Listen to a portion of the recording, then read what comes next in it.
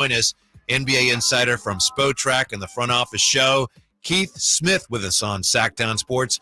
Keith, thanks so much for your time. Can we begin here by asking you about Harrison Barnes? It looked like he was leaving. That appears less likely now. Now, what, if anything, do we know about Harrison Barnes and how likely he is to stay with the Kings?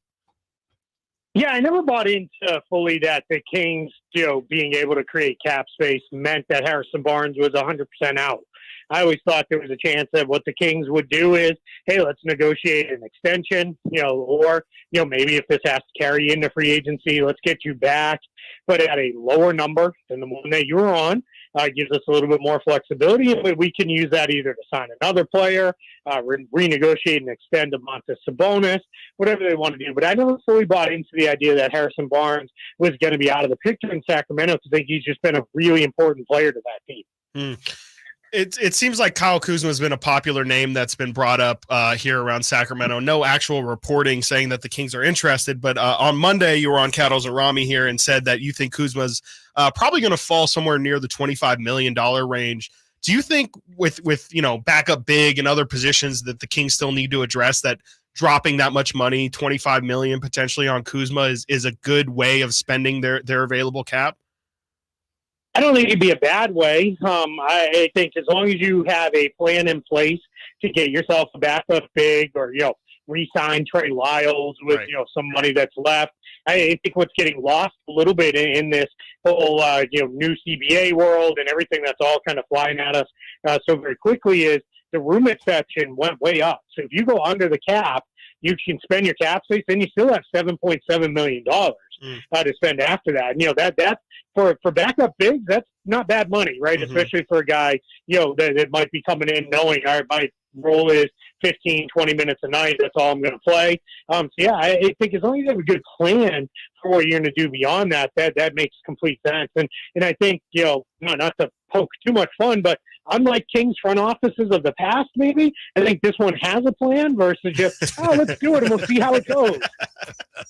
Yeah. See, who told you he knows everything. Yeah, exactly. Keith Smith with us. Follow him on Twitter, Keith Smith, NBA, NBA Insider. Keith, there are reports that the Lakers are very interested in Bruce Brown. He's a guy that we think might fit the Kings. We don't know that they have interest, but do we know whether Bruce Brown has any interest in the Lakers? Yeah, that's not anything I've necessarily heard much about, what his interests are beyond what he stated in, let's call it a celebratory mode at the Nuggets parade. He wants to stay there. But I think, beyond that, I think what Bruce Brown's probably looking at is, hey, this might be my one chance to really cash in and make a bunch of money. And whether that's from a team with cap space that signs him for a whole lot, or that's one of these teams that can create the mid-level. What that does say to me is the Lakers they're definitely planning, hey, we're going to be an over-the-cap team, but they're not necessarily going to be in the range of let's re-sign all of our guys. So that kind of gives us a sense of, all right, they're definitely going to make some moves there in L.A. if they're planning on having the mid-level to offer to players, and that becomes a little bit more of an interesting situation for them. Yeah, we know how Michael Malone feels about Bruce Brown. He doesn't want him to go anywhere. I'm curious, Keith, with the Houston Rockets have $60 million in cap space. Is it kind of a situation, and we heard, I think this morning that they're interested in Fred VanVleet and Dylan Brooks as soon as free agency hits.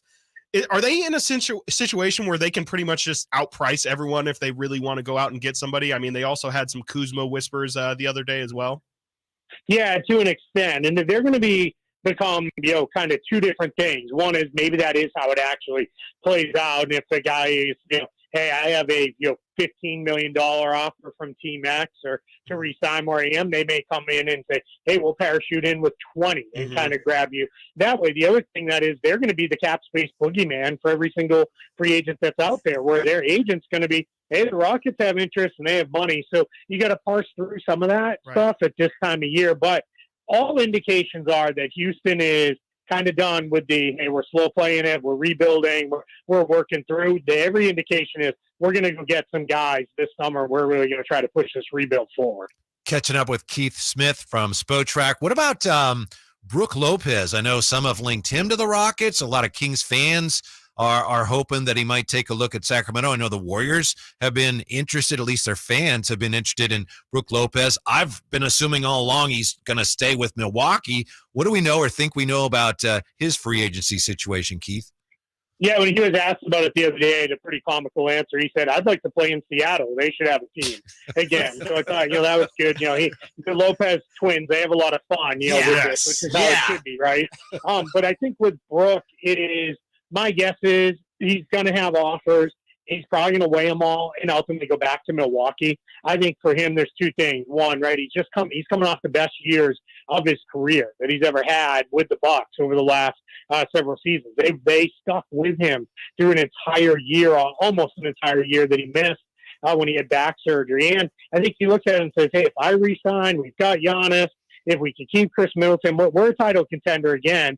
Let's just get this done. I think for him, it's probably, I don't need to cash in and make every last penny I can make. I want to win in my last few years in the league and have this, be competing for something. So I think you see him stay in Milwaukee. Keith, it will be a huge favor to me. Can you please explain the mid-level exception situation for the Kings? Like, does that $12.5 million, does that come out of the 34 in available cap space, or is that almost its own separate exception or contract that they can throw on top of the 34 mil? Yeah, it's kind of actually something entirely different. Oh my goodness. So if they have, 30 million in cap space or whatever the number ends up being in cap space, they'll have the room exception, which will be that $7.7 million exception. That's how it works. You can't have both. You can have both cap space and the full mid-level. Now, if they stay over the cap, let's say they don't even go the cap space route at all, and they just say, hey, we're re-signing Harrison Barnes and Trey Lyles and, X, Y, and Z, and we're going to stay over the cap, they'll have the $12.4 million non-taxpayer mid-level, and then they can go and use that to sign, a player that you can split that up amongst a couple different players if they need to. So you'll either have that, or you'll have cap space and the room exception, or that non-taxpayer exception. Thank you. Thank you so much. I think I got Keith that. Smith. I'll listen to that I'll listen to that back a couple more times. It appears, Keith, that this is fairly underwhelming free agent class here. What is the likelihood, in your opinion, of a big stunner, Kyrie to the Lakers or something here, something that no one really is expecting right now, actually coming to fruition? Yeah, I mean, we're getting these reports that Kyrie's going to meet with the Phoenix Suns, which tells me they got promoted to the Premier League where there's no salary cap and they can do whatever they want, right? Yes. It's like I don't even begin to understand, how that would work. And this is what I do for a living is kind of make these things, happen. So I'm not sure, what's going on there, but the reality is this summer, yeah, you're right. It's not a great free agent class, right? It's the big names, Kyrie Irving, James Harden, Chris Middleton, they're mostly expected to re-sign with their teams. We just saw yesterday Nikola Vucevic, who was probably a top 10 free agent, re-upped with the Bulls because I'm not even going to play in free agency. I'm just going to go. And that's become the way things have gone in the NBA over the last several years. Players have gone more the extension route. As opposed to, it used to be, I got to get to free agency because that's the only way I can cash in. Now guys are far more likely to extend. And part of what comes with that is, right, wrong, or indifferent. I think we've all, to some level made our peace with it is these players can sign an extension. We all know we get 2 years in and they're not happy. They just ask for a trade, right? And for me personally, I don't have an issue with that because teams can decide, a year in, yeah, we don't like the way this is going in trade. And for whatever reason, it seems to me, well, that's okay. But if a player does it, it feels like it's wrong, right? So I don't like when it's trade me, but only trade me to X team and that, tanks their trade. That kind of stuff gets, too much for me. But, as long as it's handled reasonably, it's okay. But that's what's kind of, I don't want to say killed free agency, but what free agency has become is rather than a whole bunch of guys signing, it's become trades and, a lot of other things that go on. I think to really kind of very long way of answering a very simple question, I think there is a chance we see a blockbuster trade come out of nowhere, kind of akin to what the Rudy Gobert deal was a year ago where, that happened. We're like, wait, what? And it's one of those ones where you're almost, I know my thought process when I saw that come on my screen was, all right, is that the real Woj? Is that, what's that check? And I, looking at my notifications and checking my list and everything. And I'm like, all right, it's the real one. And we may get one of those that comes down. He's a great follow on Twitter, and he's very funny. Keith Smith, NBA. Thank you, Keith. We appreciate it. Get your rest. We don't want you to pull anything. Know you're going to be busy the next couple of days. We hope to talk to you again soon. I appreciate it. Thank you for having me. Thank you. He's very funny. Yeah. Oh, hilarious. I know. And I was hoping he would make I saw on his Twitter account he made a Mean Girls joke reference to the Phoenix Cap